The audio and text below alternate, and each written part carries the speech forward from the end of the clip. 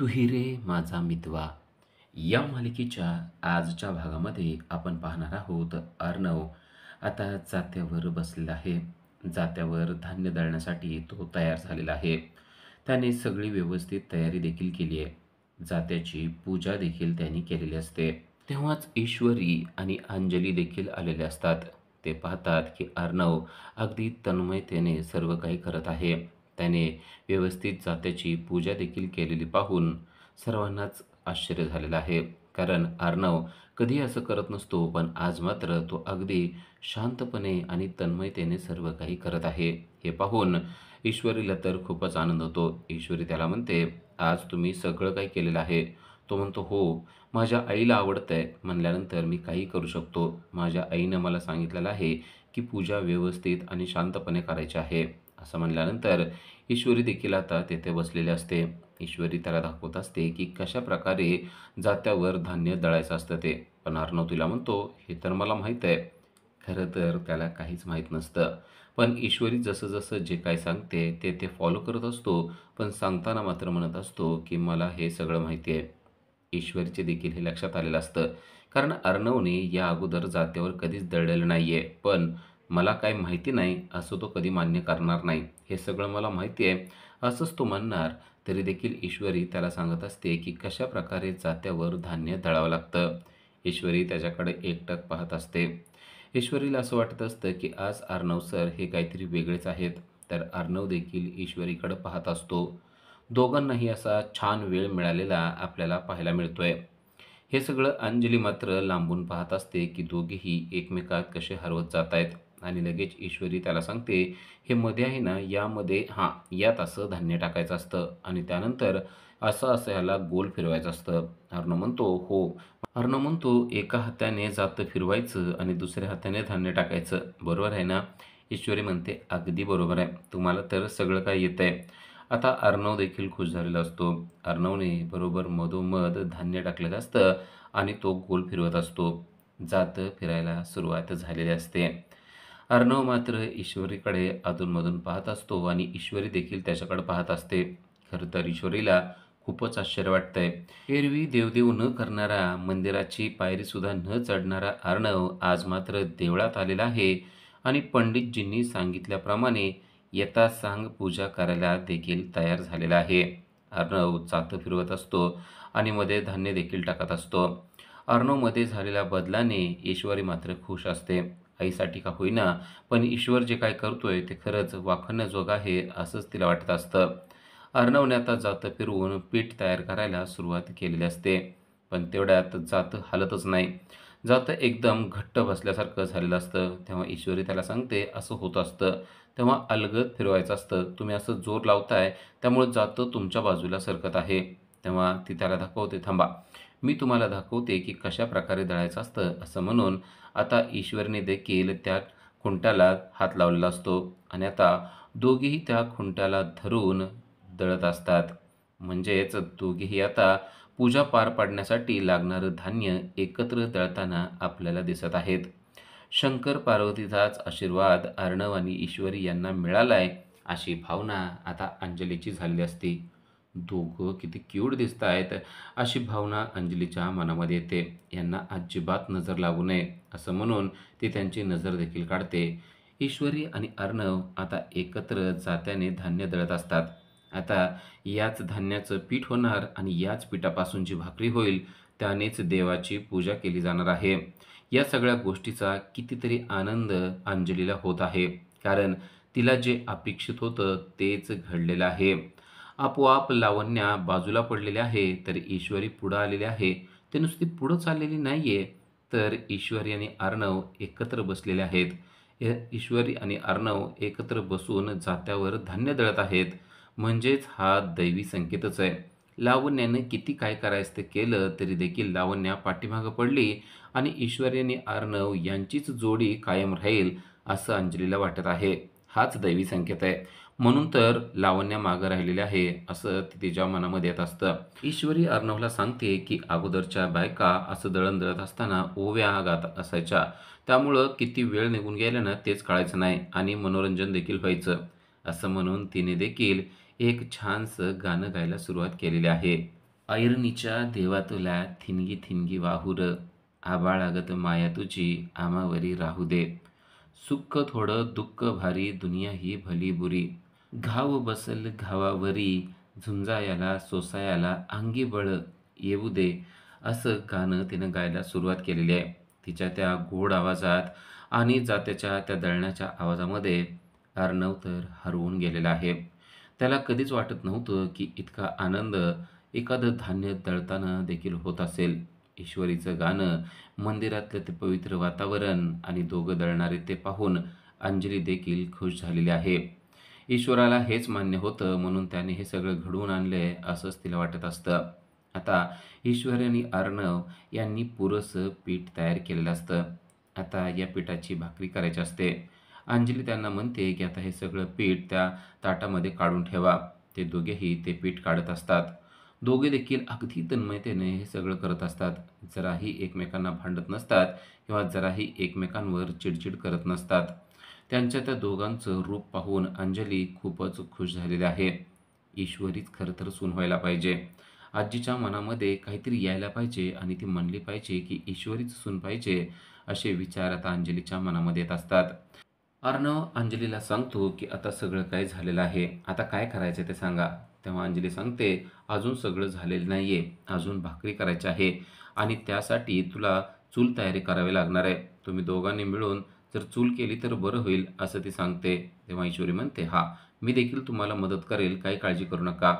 अंजली त्या दोघांना मुद्दाम काम सांगत असते की जेणेकरून सगळी पूजा दोघांच्या हस्तेच पार पडावी. तेव्हाच ईश्वरी अर्णवला सांगते की तुम्ही जाऊन दगड घेऊन या. दगड घेऊन आले की लगेच आपण चूल मांडूया. अर्णव पण लगेच उठतो आणि दगड आणायला जातो. अर्णव आता ईश्वरीच्या एकाही कामाला नाही म्हणत नसतो. ही गोष्ट अंजलीच्या लक्षात आलेली असते. तो जातो आणि लगेचच दगड घेऊन येतो. दगड घेऊन तो व्यवस्थित मांडत असतो. अंजली सगळं काही पाहत असते. ईश्वरी जाते आणि साहित्य घेऊन येते, म्हणजेच तवा वगैरे घेऊन येते आणि दोघेही आता चूल मांडतात. थोडंसं सरपण असतं ते चुलीमध्ये टाकतात आणि चूल पेटवतात देखील. दोघं अगदी नवरा बायको असल्यासारखं सगळं काही करत असतात. या सगळ्या गोष्टीवर अंजलीला खूपच आश्चर्य वाटत असतं की अर्णव अगदी तन्मयतेनं हे सगळं करत आहे. आता सरपण देखील टाकलेलं असतं. सरपण पेटवलेलं देखील असतं आणि चुलीनं पेट देखील घेतलेला असतो. आता तवा गरम झालेला आहे. ईश्वरी म्हणते की आता मला भाकरी करायची आहे, असं म्हणून तिने घेतलेल्या ताटामध्ये तिने पीठ घेते आणि त्या पिठावर पाणी घेऊन तिने पीठ चांगलं मळलेलं असतं. अर्णव तिच्याकडे पाहत असतो की कशाप्रकारे ईश्वरी काय काय करत आहे. चांगलं पीठ मळल्यानंतर तिने भाकरी थापायला देखील सुरुवात केलेली असते. अर्णवला हे सगळं खूपच मनोरंजक वाटत असतं. त्याला कधीच असं वाटलेलं नव्हतं की पूजा करण्यामध्ये देखील एवढा आनंद येत असेल. भाकरी करायची आणि त्यानंतर त्या भाकरीवर दिवा ठेवून पूजा करायची, या सगळ्या गोष्टीमध्ये अर्णव तर चांगलाच एक्साईट झालेला असतो. त्याचबरोबर हे सगळं काही आपल्याला ईश्वरीबरोबर करावं लागणार आहे, या गोष्टीचा आनंद देखील त्याला होत असतो. तेवढ्यात त्याला आठवतं की राजेश म्हणजेच त्याचा जिजू मात्र इथं नाही आहे आणि ते घाबरत घाबरत कुठेतरी गेलेले होते. पण ते का घाबरले होते असा प्रश्न त्याला पडलेला आहे. आणि तेव्हाच तो अंजलीला विचारतो की जिजू कुठं दिसत नाहीये, ते कुठे गेलेले आहेत? तेव्हा अंजली सांगते की ते जरा आजारी आहेत, ते खाली गेलेले आहेत. अर्णवला मात्र हे उत्तर पटत नाही, कारण ते घाबरत घाबरत कुठेतरी गेलेले होते हे त्याला समजलेलं आहे. नक्की त्यांचं काय चाललंय असा प्रश्न आता अर्णवच्या मनामध्ये येतो, कारण त्यांचं वागणं बदललेलं आहे आणि ते सगळं सारखंच काहीतरी वेगळंच करत असतात हे देखील त्याच्या लक्षात आलेलं आहे. पण आत्ताच काय बोलायला नको, विशेषतः अंजलीला या गोष्टीतलं काही बोलायला नको असा विचार करून तो शांत राहतो. कारण सध्या पूजा व्यवस्थित पार पाडणं गरजेचं आहे. पण जेव्हा आपण त्यांना भेटू तेव्हा मात्र आपण त्यांना ही गोष्ट विचारणार, असं अर्णवने ठरवलेलं असतं. इकडे ईश्वरी अर्णवला सांगत असते की आता भाकरी बनवायची आहे आणि भाकरी बनवून झाली की मग आपल्याला यावर दिवा देखील ठेवायचा आहे. अर्णव म्हणतो, तुम्हाला जे आणि जसं करायचं असेल ना तसं करा, माझं काहीच नाहीये. अंजली म्हणते, हे सगळं व्यवस्थित झालं पाहिजे अर्णव. अर्णव म्हणतो, हो, मग अगदी व्यवस्थित सगळं काही करणार आहे. आता दोघे देखील पूजेसाठी तयार आहेत हे पाहून अंजली मात्र खुश आहे. कारण अर्णव एकतर पूजेला तयार होत नसतो, पण तो पूजेला तयार देखील आहे. त्याचबरोबर ईश्वरीबरोबर पूजेला तो तयार झालेला आहे. अगदी इनडायरेक्टली ते दोघं मिळून पूजा करतायत हे मात्र त्या दोघांच्याही लक्षात आलेलं नसतं. पण दोघंही अगदी तन्मयतेनं प्रत्येक गोष्ट करत आहेत. दोघंही अगदी यथासांग पूजा पार पाडत आहेत. त्यांना शंकर पार्वतीचाच आशीर्वाद मिळत आहे हे आपल्याला स्पष्टपणे दिसत असतं. दोघांनीही अगदी यथासांग पूजा पार पाडण्यासाठी धान्य दळलेलं असतं. त्यानंतर धान्याचं पीठ करून ते एका ताटामध्ये घेऊन आता ईश्वरी त्याची भाकरी देखील बनवत असते. तवा गरम झालेला असतो. ईश्वरी आता भाकरी थापत असते. जवळजवळ तिची भाकरी थापून देखील झालेली असते. अर्णव सगळी काही गोष्ट अगदी क्युरिओसिटीनं पाहत असतो की ईश्वरी कसं काय काय करते. तेवढ्यातच दोघांमध्ये थोडीशी नोकझोक देखील होत असते. त्यांचं ते गोड भांडण पाहून अंजलीला खूपच चांगलं वाटत असतं. अंजली म्हणते, हे दोघं किती क्यूट आहेत. हे दोघं भांडतात देखील किती क्यूट. खरंच हीच ईश्वराने जोडी तयार केली पाहिजे होती. माझ्या तर मनात येतंय की हीच खरी जोडी असणार आहे.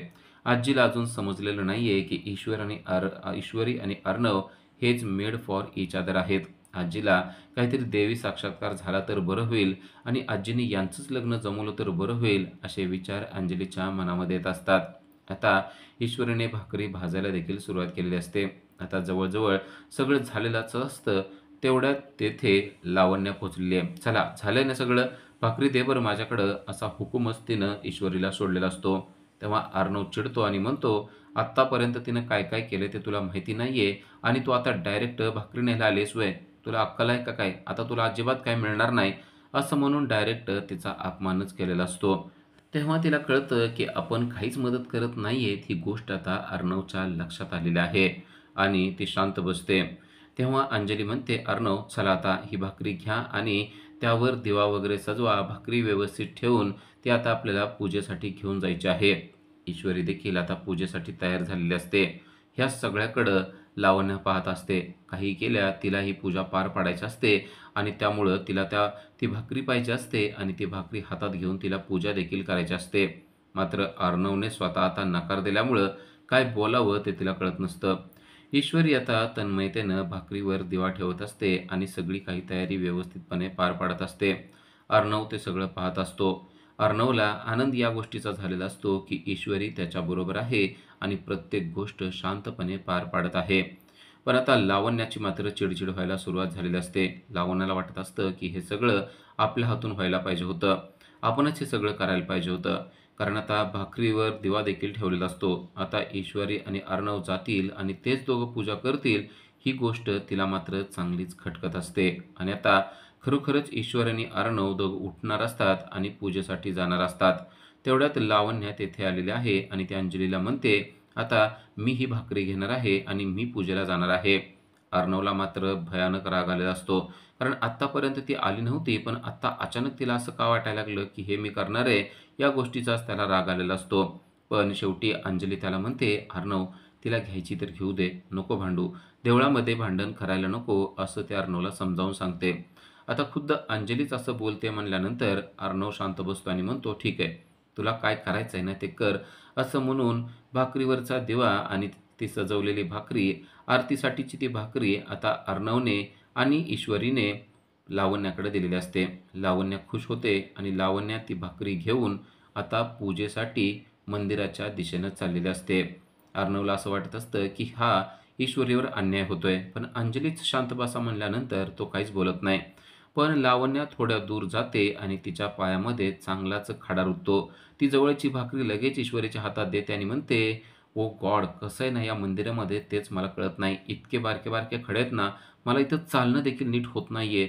असं म्हणून ती स्वतःच्या पायाकडे बघत राहते आणि तेवढ्यात अंजली तिच्याजवळ येते आणि तिला आधार देते आणि ईश्वरीला सांगते की तू आणि अर्णव पुढे जा. अर्णव आणि ईश्वरी आता मंदिरामध्ये गेलेले असतात, तर लावण्या आणि अंजली मागेच थांबलेल्या असतात. पुन्हा एकदा दैवी संकेतच मिळालेला आहे की अर्णव आणि ईश्वरीच हे एकमेकासाठी तयार झालेले आहेत आणि त्याच दोघांच्या हस्ते पूजा पार पाडणार आहे. आता लावण्याला सगळं काही स्पष्ट दिसत असतं की ते दोघेच पुढे चाललेले आहेत, पण आता तिचाच नाईलाज झालेला असतो. खडा इतका रुतलेला असतो की तिला काहीच करता येत नसतं. तिला आता लंगडत लंगडतच चालावं लागणार असतंय. अंजली तिला म्हणते, तू इथंच थांब, मी जाते, असं म्हणून अंजली देखील पुढे निघून गेलेली असते.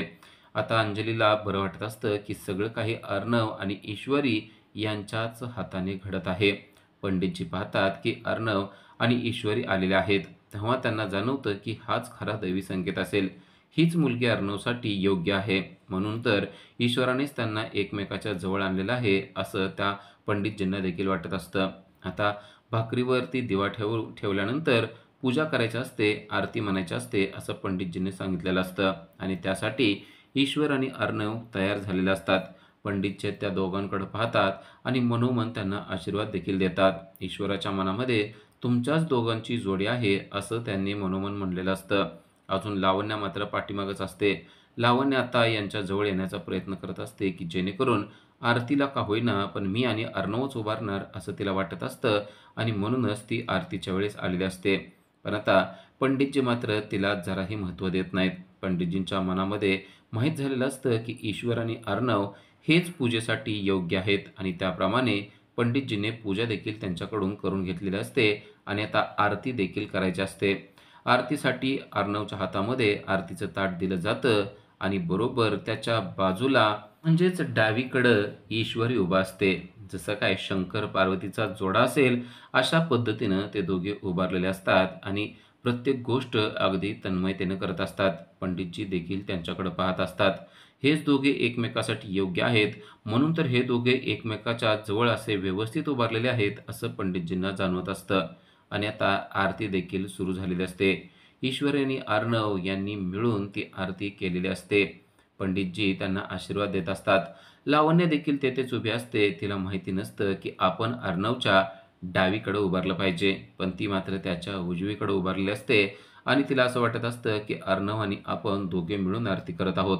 अर्णवची आणि आपलीच जोडी आहे. पंडितजींना देखील आपली जोडी पसंत आहे, असे विचार तिच्या मनामध्ये येत असतात. पण खरी जोडी अर्णव आणि ईश्वरी यांची आहे, या गोष्टीपासून ती मात्र पूर्णपणे अनभिज्ञ असते. तिला समजलेलंच नसतं, की देवाने कशाप्रकारे ईश्वरी आणि अर्णव यांची जोडी बनवलेली आहे आणि त्यांनाच या पूजेचे शुभ आशीर्वाद मिळत आहेत. याचं फलित अर्णव आणि ईश्वरी यांनाच मिळणार आहे, या गोष्टीपासून मात्र लावण्या अनभिज्ञ आहे. ही गोष्ट तिला कळेल तेव्हा तिला समजेल, की अर्णव आणि ईश्वरी हेच एकमेकाच्या जवळ आलेले आहेत. पूजा पार पाडल्यानंतर ते सर्वजण घरी आलेले असतात. पाठीमागं राकेश देखील असतो. राकेश पाहतो, की ईश्वरी पुन्हा एकदा घरी आलेली आहे आणि तो आता अचंबित झालाय. आता घरात जाऊ की नको असाच प्रश्न त्याला पडलाय. आता ईश्वरी घरात आली म्हणल्यानंतर पुन्हा मला घरात जाता येणार नाही. आता मी घरी काय सांगू ना तेच मला कळना गेलंय, असं म्हणून तो भिंतीच्या आड लपून बसलेला असतो. त्याला काही केल्या ईश्वरीच्या समोर जायचं नसतं. पण आता अंजलीला किती कारणं द्यावी हे मात्र त्याला कळत नसतं. पण तेवढ्यात ईश्वरीला फोन आलेला आहे. ईश्वरीला घरून फोन आलेला असतो आणि आई तिला बोलत असते आणि म्हणते, "ईश्वरी काय करतेस तू?" पण अचानक आलेल्या फोनमुळे ईश्वरी थोडीशी घाबरून जाते आणि आईला विचारते, "आई असा अचानक फोन का केलास?" आई मात्र म्हणते, काय नाहीये, असंच केलेला होता." पण ईश्वरीला मात्र समजलेलं असतं, की घरी काहीतरी झालेलं असणार आहे, त्यासाठीच आपल्याला बोलवलेलं असणार आहे. ईश्वरी म्हणते, "आई तू काळजीत आहेस का? मी घरी येऊ का?"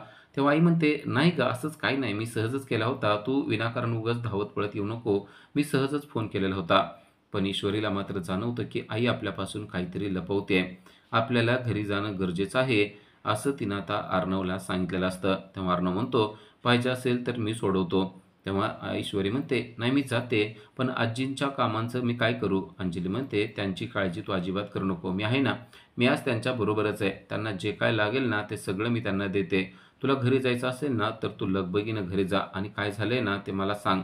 मला देखील खूप काळजी वाटते." ईश्वरी म्हणते, "हो, मी घरी गेलं की तुम्हाला फोन करून सांगते की नक्की काय प्रॉब्लेम झालेला आहे ते." अर्णव सोडण्यासाठी तयार असतो, पण ईश्वरी मात्र त्याला म्हणते, "नको, मी गाडीनं जाईल किंवा रिक्षानं जाईल, पण आता लवकरात लवकर जाणं मला गरजेचं आहे." अर्णवला वाईट वाटत असतं, की ईश्वरी आत्तापर्यंत तिचा मूड चांगला होता, पण घरून फोन आला आणि तिचा मूड चेंज झालेला आहे. अर्णव तिला म्हणत असतो, "गरज असेल तर सांगा, मी तुम्हाला सोडवायला देखील येतो." पण ईश्वरी नको म्हणत असते. उद्याच्या भागामध्ये आपल्याला पाहायला मिळतं, की राकेश घरी आलेला नाहीये, असं घरी समजलेलं आहे आणि त्यामुळं अर्णव आणि अंजली यांना खूपच टेन्शन आलंय. कारण त्यांना समजलंय, की राकेश काहीतरी लपवत आहे. तो घरी आलेला नाहीये. तो आजारी आहे असं म्हणून घरी येतो असं सांगितलेलं असतं. पण तो घरी का पोहोचला नाहीये, असं त्या दोघांच्याही डोक्यात येत असतं. या राकेशचं नक्की काय चाललंय असे विचार आता अर्णवच्या देखील मनामध्ये येत असतात. यांच्याकडे जरा पाहावंच लागणार आहे असा विचार देखील त्याने आता मनामध्ये केलेला आहे. आता अर्णव राकेशला नक्कीच विचारणार आहे, की दरवेळेस तुम्ही कुठं असता आणि घरात तुम्ही का थांबत नाही? त्याचबरोबर तुम्ही लपून-लपून का राहता आणि पळून का जाता? अशा प्रश्नांमुळे आता राकेशचं काही खरं नाहीये. तर घरी संजय म्हणजेच ईश्वरीचे वडील आलेले आहेत आणि त्यांनी तिला सांगितलंय, की तुझं आणि राकेशचं आता लग्न जमवायचं आहे. हे ऐकल्यावर तिला मात्र मोठा धक्काच बसलेला आहे. पण तिला राकेश अजिबात पसंत नाही आणि ती राकेशच्या लग्नाला कशाप्रकारे नकार देते ते आपल्याला पुढील भागामध्येच पाहता येणार आहे. अशाच अपडेटसाठी आजच आमच्या चॅनलला सबस्क्राईब करा. थँक